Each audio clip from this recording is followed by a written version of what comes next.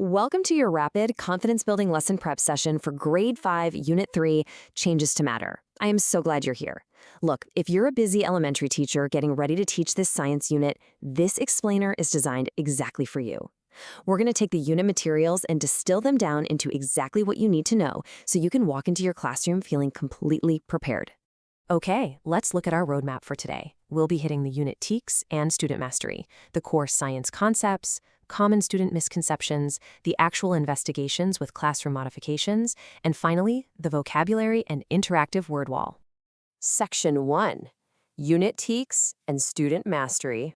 So here is a really clear breakdown of the 3 targeted TEKS for this unit, removing from basic mixtures to solutions and finally all the way down to the invisible particle level.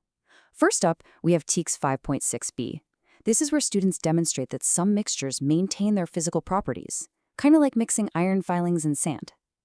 Next is TEKS 5.6c, comparing substances before and after they form a solution and proving that matter is conserved. And lastly, TEKS 5.6d, illustrating how matter is made up of particles that are just way too small to be seen. Now, what does student mastery actually look like for your 5th graders? Well, it's not just reciting facts. It's about them actively doing the science. By the end of this unit, they need to be constructing robust claim evidence reasoning, or CER, explanations based on their own lab data. They'll also be using models to show microscopic particle behavior and using academic vocabulary in both their discussions and their science notebooks. Section 2. Core Science Concepts Explained. All right, let's backfill our own knowledge for a second. The crucial point you'll be teaching is clearly distinguishing between a mixture and a solution. In a standard mixture, substances are combined, but they keep their own physical properties. Think of sand and iron filings. You can still see them, and you can easily separate them using a magnet. A solution, on the other hand, is a specific type of mixture where the materials combine completely, and it looks exactly the same throughout. And this is absolutely vital. Dissolving is a physical change, not a chemical one. The substance is still there, it's just broken down into much smaller pieces. Which leads us to this, beautifully illustrating the rule of conservation of matter. This rule simply states that matter is neither created nor destroyed during a change. Notice how adding a drink mix to water shows this perfectly. You can show your students that if 5 grams of drink mix dissolves in 95 grams of water, the mass of that solution is going to equal exactly 100 grams. The mass is perfectly conserved. But the volume might increase and make the glass overflow. So mass is conserved, but volume, not always. To help your kids connect that microscopic behavior to what they actually see, you're going to teach the particle model of matter. This is the idea that matter is made up of tiny particles too small to be seen with the naked eye. But, and this is a big but, even though they're invisible, they still have mass and they still occupy space. It's the perfect bridge between what students observe and what's actually happening on a molecular level. Section 3. Tackling Common Student Misconceptions. Get ready because you will inevitably hear this question during your demonstrations. Where did the salt go? When you dissolve salt into water on day 1, it honestly looks like it just vanished.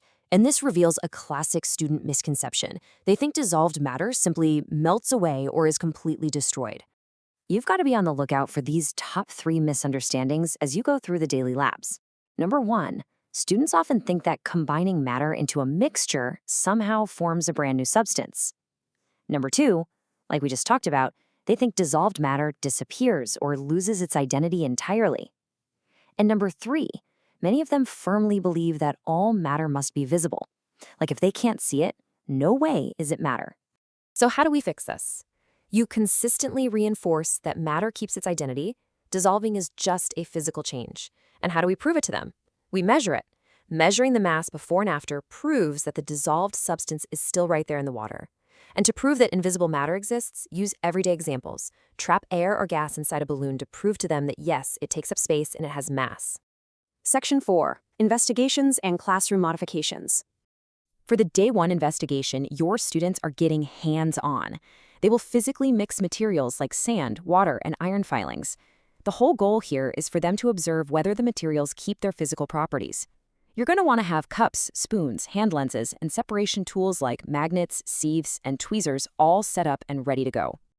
Now, when you're managing these steps during the lab, the single most important instructional move you can make is emphasizing detailed before mixing and after mixing observations. They literally need to look closely with those hand lenses before combining anything, because only by having strong before data can they really compare and see that the physical properties were maintained. That's what allows them to predict the best tool to separate them again. Then, in the second lab, students tackle that whole invisible matter misconception head on. They're going to mix baking soda and vinegar inside a bottle to inflate a balloon. This is fantastic because it provides incredibly concrete evidence that the invisible gas particles being produced are actually matter. They can literally watch the gas take up space and blow up the balloon. And to ensure equity and access throughout these labs, definitely lean on this matrix of modifications. For your emergent bilinguals, you'll want to provide really specific sentence frames, like, before mixing, I observed blank, and after mixing, I observed blank. When grouping, try the Kagan rally coach structure. Partner A describes their observations while partner B coaches, and then they switch. Oh, and make sure to physically model how to use a hand lens before that first lab. For reading days, try the post-it note strategy, where students jot down one key idea as you read aloud. Section 5, Vocabulary and Interactive Word Wall. Here are the heavy hitters. Your main content words to anchor the unit are mixture, physical change, substance, conservation of matter, solution, and particle. The supporting words like combine, maintain, and dissolve are honestly just as important because they give your students the action verbs they need to explain their CERs. Make sure all of these are posted with clear visuals on your interactive word wall. On day 5, you're going to use this specific interactive word wall pattern frame. You'll literally have your students say out loud, both blank and blank are solutions because blank. The blank and blank are not solutions because blank. And what's super cool about this is it includes total physical response, or TPR, motions. So physically act it out with them. Have them rub their hands together really fast when they say solution. Have them hold their hands in a big circle for conservation of matter. And have them open their fists slowly to show dissolve. Tying that physical movement to the words is a total game changer for their memory. So as you prep your room, set up your labs, and build that word wall, keep this question in mind. How will you guide your students to truly see the invisible changes in the matter all around them? You've got everything you need right here to make this an unforgettable science unit. Have a fantastic time teaching changes to matter, and enjoy all those little light bulb moments with your kids.